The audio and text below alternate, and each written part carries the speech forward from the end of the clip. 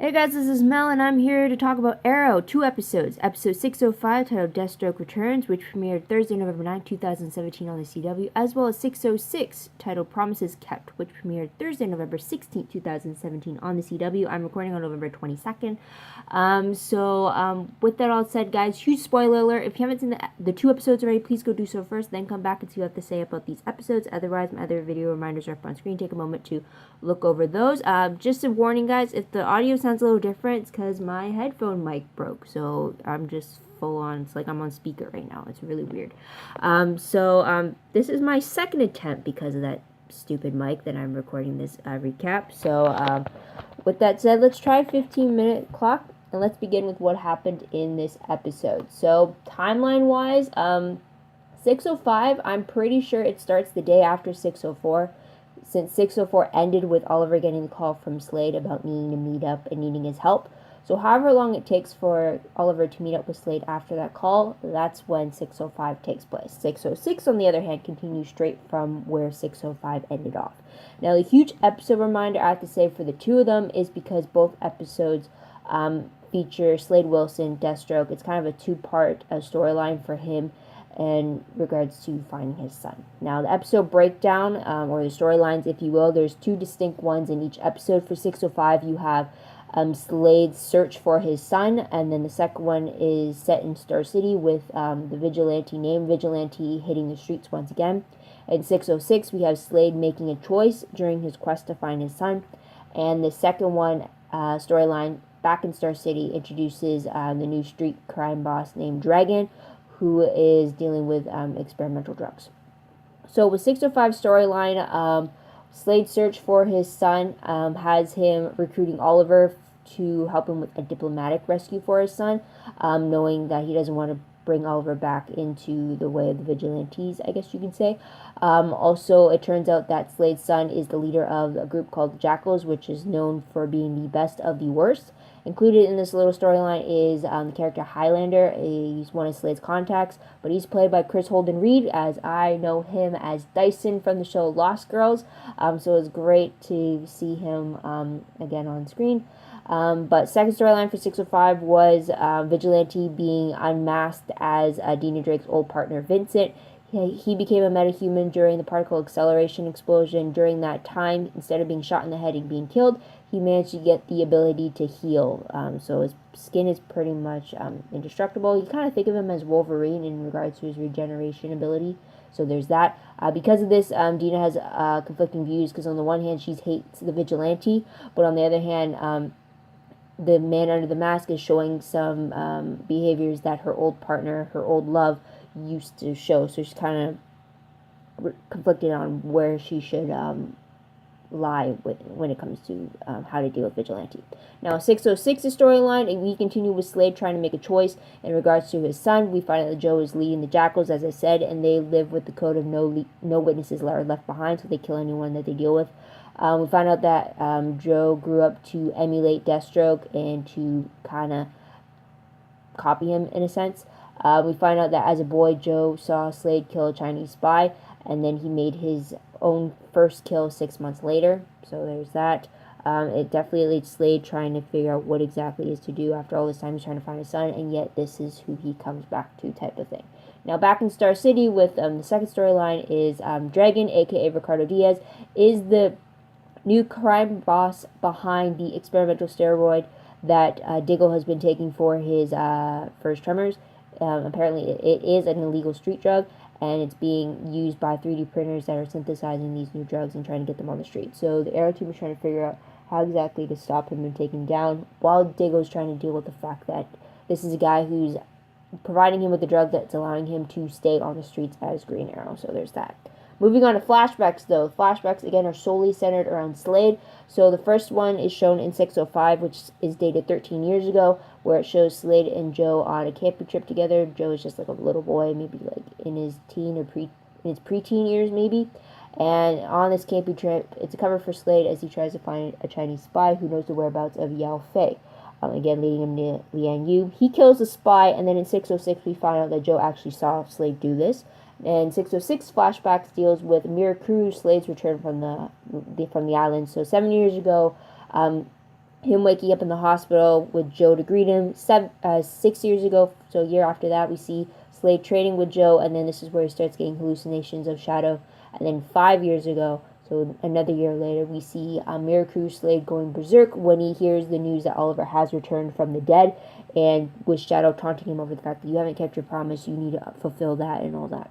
So there's that. Now, last moments of the 2 episodes are that in 605, it ends with Slade being reunited with his son, Joe, after realizing that he is the leader of the Jackals. 606 ends with Diggle confessing to the Arrow team about his drug use.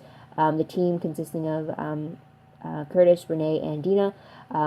Felicity isn't there because she's welcoming Oliver home and spending family time with him and William. Not sure if Felicity's going to be told later on or if Oliver is going to be clued in later on. But Curtis, Renee, and Dina do know about Dago's drug use. But tidbits, though, to move on from that. For episode 605, we find out that FBI agent Watson has spoken to Dago, Felicity, Renee, and Dina about their connections to Oliver and their potential connections to the Green Arrow. So there's that with 606, though we find out that Slade learns that he has another son named Grant. As you know from Legends of Tomorrow, we have seen Grant Wilson in the future in 2046, back in Season 1 of Legends. Don't know if that's going to be the same version we're going to see of him, or if he's on that same path, but we do know that he does have a son. So there's that, and Slade just got told about him now. We also find that William got an A on his science project, which Oliver is really proud of. We get Diggle confessing to Lila first about his drug use before he later confesses to the team about it. We also see Curtis offering potential treatment plans for Diggle and recovering from not only the drug but from his tremors that he got from his shrapnel injury. So there's that. Also, we know that Dina is still keeping the secret that she had let Vincent the Vigilante walk away after he saved her life. So there is that. Moving on, though, the most shocking moment of the episode, I think I have to say that 605, shocking moment for me has to be Joe being revealed as the leader of the Jackals. I don't know why it surprised me, but in the moment, I remember it doing so. But with 606, though, what surprised me was the fact that young Joe Wilson made his first kill 6 months after Slade killed that Chinese spy in the 13 years ago flashback. He was a little boy, so it makes you kind of wonder what his first kill was and why he killed in the first place and just what was going on in his head. So there's that. But moving on to top 3 favorite moments. Because I haven't done a video in a while, I'm just going to talk about the 3 that I missed. So in episode 602, we get Oliver being accused of being the Green Arrow. One thing I particularly liked about this episode was just seeing how Oliver tries to deal with those accusations. We saw it first when he first came back from the island in, I believe it was episode 105, when he was first accused of being the Hood. So it was interesting how he deals with it in both respects. It was just interesting to see how he covers his tracks. 603 is the episode where Diggle becomes the new Green Arrow for the first time. We see this episode dealing with the adjustments behind him being in leadership. I don't remember much from the episode. I just know that I'm not liking Diggle as the Green Arrow. I'll always think of Oliver as the Green Arrow, or the one under the green hood. And Diggle being the Green Arrow, yes, it's the right choice in regards to legacies, but the fact that he still went when he still had his tremors, it's not a favorite, that's for sure. But I did like the fact that Oliver entrusted Diggle to continue on his legacy like that. So there is that. And episode 604 is when we get the actual introduction of Kate and James. We actually see who the man behind the myth is. And I was happy to see that. He definitely was not what I was expecting. So there is that. But for the episodes in question today, a favorite for 605 for me is the fact that we got Slade's return, and the fact that we got him in the Deathstroke gear as well. A huge reminder of just how skilled and how threatening he could be. Was great to see when it's not targeted against Oliver. So there's that. Another favorite of mine is Oliver wanting to help Slade rescue Joe, yet Slade wouldn't let him. Oliver wanted to be in the field and fighting alongside with him, but Slade didn't want Oliver to go back on his word to return to that life. So it was great to see them both wanting to watch each other's backs in that regard, so it's great. Another favorite I had was the fact that we actually got the unmasking of Vigilante. I've been waiting a long time for that. So that was great that we got to see it. Also, another minor favorite was the fact that the bachelor party that Felicity went to for Iris West was mentioned in this episode, since she went to do that in episode 405 of The Flash, which took part the same week that 605 aired. So just great to get that continuity mention in there. Now for 606, a favorite of mine was seeing Oliver get back into the fighting game. He hasn't been in the field for a few episodes now, so it was great to see him in top fighting form and showing his skills. And even with the hood or not, he doesn't need anything else. He has the skills to do that, and I love it. I always love it when Oliver shows his skills in this manner, so it was great to see that once again. Another favorite was also just seeing Oliver and Slade working together. They've come so far, and just seeing some flash montages of how they've come to grow and become to this stage for them has been great, especially since season 2 is when we got flashbacks of them working together, and then present day of them being at each other's throats. It really shows how far they've come, and I really like that. Another favorite of mine from 606 was the fact that Curtis pointed out that he was offended that Diggle did not go to him to help him get rid of his tremors after his injury. And what I liked about this was that Curtis expressed how offended he was and brought up the reminder of the fact that he helped Felicity build a chip that enabled her to walk again after she took on that spinal injury. So the fact that Diggle didn't even consider going to Curtis when he could have helped him in a much healthier way. I like that it was brought up. I liked how it was executed in that way. He definitely brought up a great point because of the fact that Diggle definitely could have gone to Curtis instead of turning to drugs. He definitely could have called up his friends at Star Labs if he needed to. He could have gone down many healthier, safer routes than turning to street drugs and getting addicted and compromising his ability and not letting his team know. So it was great that Curtis brought all that up while still keeping the lightheartedness that is Curtis. So there's that. Another favorite of mine has to be the fact that Diggle did confess to his drug use. The fact that he was keeping his secret was it was taking too long. It was definitely compromising his team. I was waiting for something else to happen because he wasn't being honest about this flaw of his. So I'm glad he's out in the open. I'm very glad that he brought Lila into it first. And it's been a very long time since we've seen her. First time this season we're seeing her, so it was great to actually get that over and done with, and now they work on a proper solution for him in that regard. So moving on to top 3 peeve moments. For 6 to 5, I have to say that FBI agent Watson is going to be a peeve of mine no matter what, so I'll leave it at that. She's definitely getting irritating. But also, the thing about this is because it's the whole crossover season right now, coming up, last season when they dealt with the Dominators, didn't they get personal recognition from the president themselves that their own existence as vigilantes is what saved the world? And yet the FBI wants to persecute the very vigilante group that was a part of that. I mean, like, really? That's not how you show your appreciation for a group of superheroes that risk their lives to save your ass. I mean, really? It really pisses me off.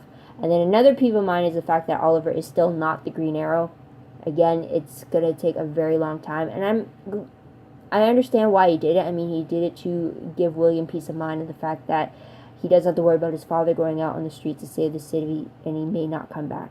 I get that. But then it also pisses me off that Oliver's doing this for his son, and yet he's asking another father to take his place. Diggle has a son already, a much younger son in fact, and yet you're asking him to go out in the field and take your place. I mean, that makes absolutely no sense. If Oliver can't go out in the field to be the Green Arrow because he's a father and he wants to keep his son's peace of mind, why in the world would you ask another father to take your place who's going to have the exact same issues that you're trying to rectify for yourself? I mean, and it's also worse because of the fact that Lila is part of Argus, who's also in Dangerous Works as well. So it's like, it made no sense. Yes, it makes sense that Oliver trusts Diggle enough to take on the mantle and continue his legacy, but then you can't base your reason for leaving the position and put it on a guy who pretty much has the same reasons why he shouldn't take the mantle. It's a whole peeve right there.